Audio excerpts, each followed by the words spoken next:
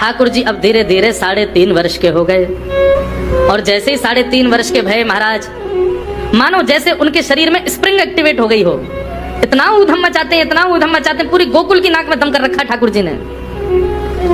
यशोदा मैया ने लाल जी को नूपुर पहना रखे हैं। सवेरे जैसे ही ठाकुर जी उठते हैं, नूपुरों की आवाज आती है तो यशोदा मैया तुरंत रसोई घर से दौड़ के जाती है लाला के पास।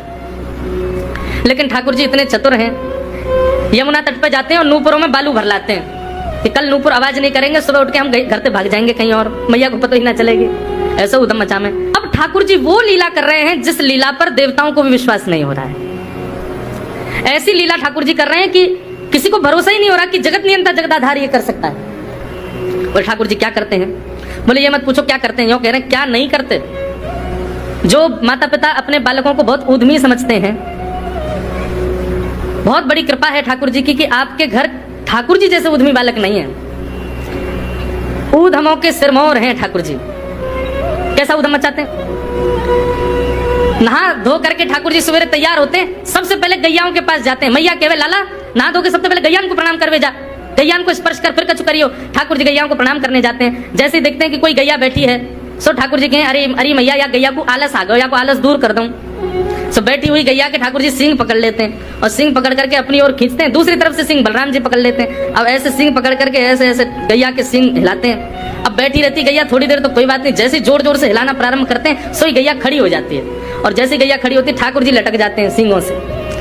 अब ठाकुर जी को तो बढ़िया झूला बन गया, गैया की सींगन पर झूल रहे हैं। थोड़ी देर तो गैया इधर से उधर ठाकुर जी को झुलाती रहती है, लेकिन थोड़ी देर बाद जैसे ही ठाकुर जी की पकड़ कमजोर होती है, गैया को पता चल जाए कि अब लाला गिरवे वार है, तो गैया भी इतनी चतुर कि वो गोबर में ही जाके खड़ी हो गए। ठाकुर जी कहे आगे कुछ चल, मैं गोबर में जाऊंगा।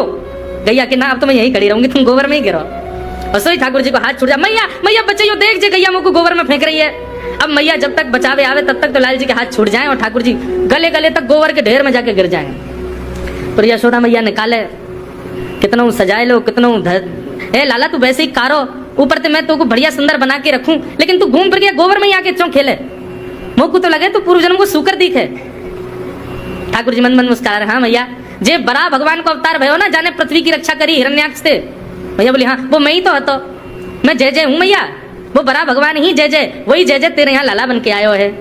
यशोदा मैया के बात ने मत बनाए कर, नेक नेक बड़ो है क्यों, बोलो सीखो, ऐसी बात बनावे, जय जय बोले अपने आप ना वे धोवे है ना है मुँह पहुंचे ना है, मैं जय जय हूँ। ऐसी मधुर लीला ठाकुर जी कर रहे हैं। आकाश में 33 कोटि देवता ये लीला देख करके अपने नेत्रों पर विश्वास नहीं कर रहे। ऐसे मधुर ठाकुर जी। एक दिन नंद भवन में गैया ब्याह गई। जैसे ही गैया ब्याई, ठाकुर जी जैसे गैया ब्याती है ठाकुर जी वहीं खड़े हो जाते हैं। और बंधुओं शास्त्रों में आज्ञा है कि गाय जब ब्याह रही हो, बछड़े को जन्म दे रही हो या बछिया को जन्म दे रही हो, उस समय गैया जो होती है वो 2 मुखी हो जाती है। एक मुख तो सामने है और जब जन्म देती है तो बछड़ा या बछिया उसका मुख जब बाहर आता है तो 2 मुखी हो जाती है। ऐसी 2 मुखी गैया की जब आप परिक्रमा करते हो तो पूरे ब्रह्मांड की परिक्रमा का फल प्राप्त होता है।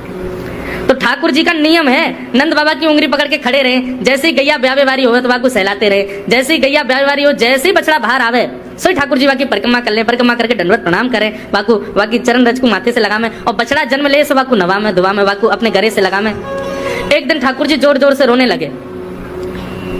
बछड़ा जैसे ही जन्म लियो बछड़ा ने, ठाकुर जी रोने लगे। नंद बाबा शांत करा में नहीं माने, बलराम जी ने शांत करायो नहीं माने। यशोदा मैया लाला का भयो, तू रो क्यों रोए? बोले मैया मेरे संग बहुत बुरा भयो।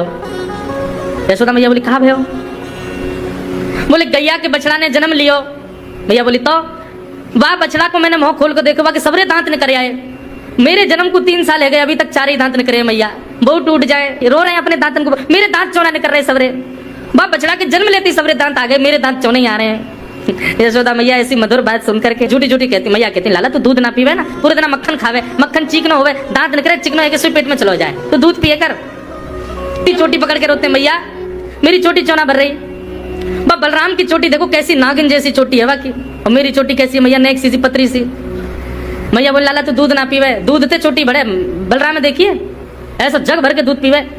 सो ठाकुर जी दूध को पात्र हाथ में ले में, अपनी चोटी खोल ले में, और फिर चोटी पकड़ करके दूध पी में, और दूध पीते पीते नापते रहे कितनी बड़ी भई कि ना भई अभी।